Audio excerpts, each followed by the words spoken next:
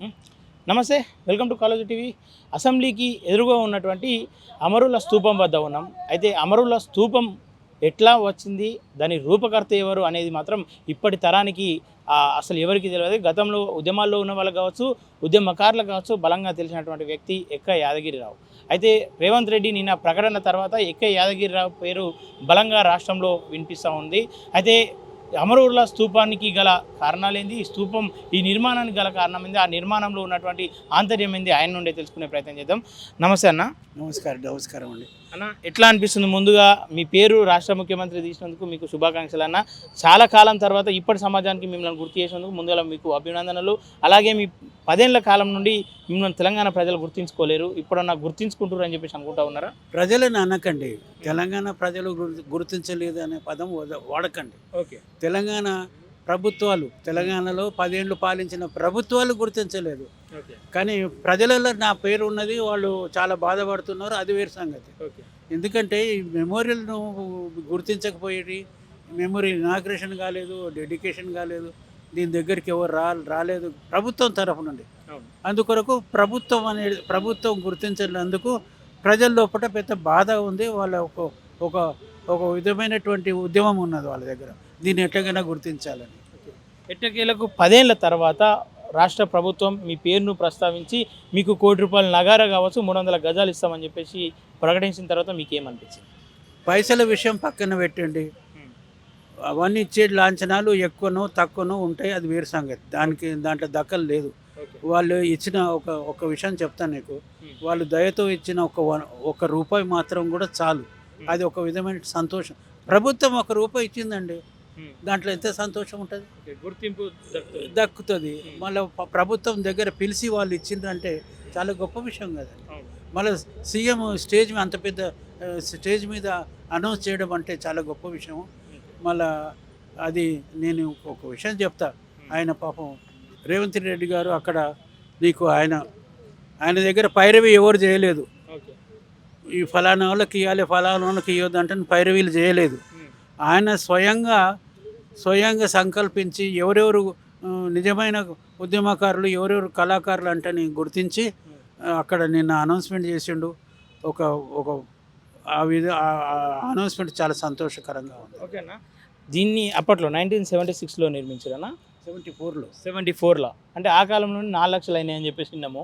4 లక్షలు అంటే అప్పుడు పెద్ద ఖజానా. అది అంత పెట్టుకొని మీరు చేసిరంటే దీని వెనుక ఏదో కథ ఉండే ఉంటుంది. ఆ కథ ఏందన్న? నీకు ఒక విషయం చెప్తా. నా డిజైన్ అప్రూవ్ అయింది. ఓకే. రాతిలో కడతా అంటే ఒప్పుకున్నారు వాళ్ళు. రాతిలో కట్టడానికి నా డిజైన్ అప్రూవ్ అయింది. వేరే డిజైన్లన్నీ రిజెక్ట్ చేసిండు. ఎవరెవరు ఉన్నారు? అంజయ్ గారు, మాణిక్రావు గారు, మదన్ మోహను, ముదిరాజు, లక్ష్మీనారాయణ ముదిరాజు, వీళ్ళందరూ నేను కమిటీలో. అందుకొరకు వాళ్ళు కమిటీ మెంబర్లు నా డిజైన్ ఒప్పుకున్నది నాకు సంతోషమైన విషయం. అయితే జరిగింది ఏంటంటే, డిజైన్ అయ్యింది, మళ్ళీ వర్క్ మొదలైంది. ఇక్కడ చాలా విషయాలు జరిగినాయి, కష్టం అదంతా జరిగింది. కానీ దాన్ని ఇనాగ్రేషన్ చేయలేదు. అది గొప్ప, చాలా తప్పు. ఇనాగ్రేషన్ చేయనందుకు, అమరవీరులను స్తూపం గుర్తించకుండా ఇనాగ్రేషన్ చేయనందుకు తెలుగు జాతికి ఒక పెద్ద మచ్చ. అది చాలా అమరవీరులను గుర్తించకపోవడం ఏందండి, దాని మూలాన మీకు తెలంగాణ వచ్చింది, కోట్లు సంపాదించుకున్నారు, అవన్నీ వేరే విషయాలు. కానీ దాన్ని గుర్తించాలి కదా, దాన్ని గుర్తించి ఒక పలక పెట్టాలి ఇక్కడ. ఇది అమరవీరుల స్తూపము, 1969 అజిటేషన్లో 360 మంది చనిపోయినందుకు ఈ స్తూపం కట్టిండ్రు అని ఒక పలక పెట్టాలి. లేకుంటే ఇప్పటికే సగం మంది మర్చిపోయినారు ఇది ఏందని. ఇంకా ముందు పోతే ఆయనతో మర్చిపోతే డెకరేటివ్ పీసు, పార్కులో ఒక డెకరేటివ్ పీస్ కింద భావిస్తారు. ఇక్కడ పలక పెడితే అది తెలంగాణ 1969 అజిటేషన్లో ప్రాణాలు కోల్పోయిన వాళ్ళు, అప్పుడు ఆ బ్రహ్మానంద పీరియడ్ ఉండే, పిట్టెలను చంపినట్టు చంపిండు. అందులో నా ఫ్రెండ్ ఒకడు చనిపోయాడు, వెంకటేశ్వరరావు అని, అలియాబాద్లో. ఆయన చనిపోయాడు, చాలా బాధ అయింది. దాని సంగతి ఏంటంటే, వాళ్ళని గుర్తించాలి. వాళ్ళని ఎట్లా గుర్తిస్తావు? స్తూపం ద్వారా గుర్తించాలి. స్తూపం ద్వారా ఎట్లా గుర్తిస్తావు? స్తూపాన్ని ఇనాగ్రేట్ చేయాలి, డెడికేట్ చేయాలి, ఒక లాంఛనపూర్వకంగా ఒక పలక పెట్టాలి. అప్పుడే అదంతా ఒక ప్రభుత్వం తరఫు నుండి ఇనాగ్రేషన్ అయ్యిందని, ఈడ ఒక పలక వచ్చిపోయేటోళ్ళు చూసుకొని ఈడ పలక ఉంది 69 అజిటేషన్ అని చెప్పుకోవడం వినడం జరుగుతుంది. ఇప్పుడు ఏది లేనప్పుడు ఏమనిపిస్తుంది? ఒక డెకరేటివ్ పార్క్లో ఒక డెకరేటివ్ పీస్ ఉంది. ఇప్పటికే సగం మందికి అదే అర్థమవుతుంది. ఇంకా కాస్త కొన్ని రోజులు పోతే ఆయనత ఇక దీని ఉండదు. అందుకొరకు నేను మనవి చేసుకోవడం ఏంటంటే లాంఛనపూర్వకంగా గవర్నమెంట్ తరఫు నుండి ఒక పలక పెట్టాలి. పలక పెట్టి పలకలు ఇవన్నీ రాయాలి. 69 అజిటేషన్ 360 మంది చనిపోయిందని రాయాలి. అది చెప్పి పలక పెడితే చాలా సంతోషం. ఓకేనా, ఈ స్తూపంలో అనేక అర్థాలు వస్తాయని చెప్పి చెప్తా ఉన్నారు కదా, దీంట్లో దేని అర్థం ఏంది ఒకసారి వివరిస్తారా? చాలా విషయాలు ఉన్నాయండి. ఇప్పుడు స్తూపం కట్టడం అనేది అసలు ఏదో డిజైన్ ఇచ్చి ఏదో అనుకొని చెప్పడం అనేది తప్పది. సబ్జెక్ట్ వైజ్ ఉండాలి. ఏదన్నా వర్క్ చేస్తే సబ్జెక్ట్, తెలంగాణ తల్లి విగ్రహం ఉన్నది, సబ్జెక్ట్ వైజ్ ఉన్నది. దాంట్లో సబ్జెక్ట్ ఉన్నది. అట్లాగే ఈ స్తూపంలో లోపల సబ్జెక్ట్ వైజ్ ఉండాలి. ఇంట్లో ఉద్యమకారులది 360 మంది చనిపోయినరని ఆడ ఉన్నది. ప్రతి ఫేస్కు 9 బుల్లెట్లు ఉన్నాయి, బుల్లెట్ ఇంప్రెషన్. అది ఒక్కొక్క బుల్లెట్ 10 మందికి రిప్రజెంటేషను. అట్లా 360 మంది చనిపోయినరని నీకు గుర్తొస్తుంది. అది కథ. పైన ఇంకా ఆర్చ్ పెద్ద బోల్డర్ అండి, చూడండి మీరు, ఇక్కడనే ఉంది కదా. అది కారు చేయక మొదలు 5 feet by 5 feet చౌకము, 11 feet height. ఒక్క బోల్డర్ అండి, 11 feet హైటు, 5 by 5. దాన్ని కారు చేయంగా 4x4 వచ్చేది, 10 feetకి వచ్చేది. అంటే అంత కార్వింగ్ జరిగింది. అది 2 ఇక్కడనే ఇదే సైట్ మీదనే చెక్కిన నేను.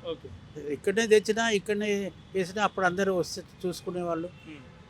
ఇంట్లో గమ్మత్ ఏముందంటే నన్ను పట్టించుకోలేదు, ఎవరు పట్టించుకోలేదు. ఏదో కానీ ఆంధ్రోళ్ళు ఏమన్నారు, ఏమైనా చేసుకొని అంటే ఆంధ్రోళ్ళు అన్నారు. తెలంగాణకి ధైర్యం లేదు, ఏం చేస్తున్నావు, మంచిగా చేస్తున్నావు అంటే చెప్పుకుంటాను, ధైర్యం లేదు. అది ఇప్పటికి కూడా తెలంగాణ రాడు. ఇంకా కొంతమంది అటు ఇటు ఉంటారు కదా, వాళ్ళు ఇక్కడికి వస్తే వాళ్ళ పోస్టులు పోతాయి, అవి పోతాయి అనుకుంటారు. అందుకొరకు తెలంగాణకు నాశనం జరిగిందల్లా ఆంధ్రులతోటి. వాళ్ళు రారు, మళ్ళీ వీళ్ళు పోరు. అందుకొరకు స్తూపం చెక్కడం. 10 ఏళ్ల కాలంలో ఎప్పుడన్నా ప్రయత్నం చేసినా గత ప్రభుత్వం దృష్టికి తీసుకెళ్ళడానికి? నేను ప్రయత్నం చేయలేని దినం లేదు, రిప్రజెంటేషన్ ఇవ్వలేని సంగతి లేదు. నా తిరిగి 10 ఏళ్ళు తిరిగి చెప్పులు అరిగిపోయినాయి, 10 జోళ్ళు అరిగిపోయినాయి, చెప్పులు అరిగిపోయినాయి, 10 జోళ్ళు. ఒక్కొక్క సంవత్సరం ఒక్కొక్క జోడు చెప్పులు అరిగిపోయినాయి. అట్లా తిరిగి చెప్పిన, హ్యాండ్ టు హ్యాండ్ ఇచ్చిన, కేసీఆర్కు హ్యాండ్ టు హ్యాండ్ ఇచ్చిన మీటింగ్లలో. నా తీసుకున్నాడు, రిప్రజెంటేషన్ తీసుకున్నాడు, బుట్టలో పారేశాడు. అది జరిగి అవన్నీ కథలు ఉన్నాయి. మొన్న అసెంబ్లీకి వెళ్ళే ముందు అదే కేటీఆర్ కావచ్చు, అదే బీఆర్ఎస్ ఎమ్మెల్యేలు అందరూ కూడా ఇక్కడ నివాళులు అర్పించి వెళ్ళారు. ఏమనిపించింది అవి చూసినప్పుడు? అది వాళ్ళు నీకు తెలియని విషయం కాదు. పాలిటీషియన్స్ వాళ్ళు ఎప్పుడు తిరుగుతారో వాళ్ళకే తెలియదు. ఈ పాలిటీషియన్స్కి స్వార్థం అనేది ఎక్కువ ఉంటుంది. స్వార్థం అంటే మరీ ఇంకా వాళ్ళ ఇండివిజువల్ స్వార్థమే ఉంటుంది. పబ్లిక్ కొరకు ఏమి పెద్ద ప్రాజెక్ట్స్, పెద్ద కరప్షన్, పెద్ద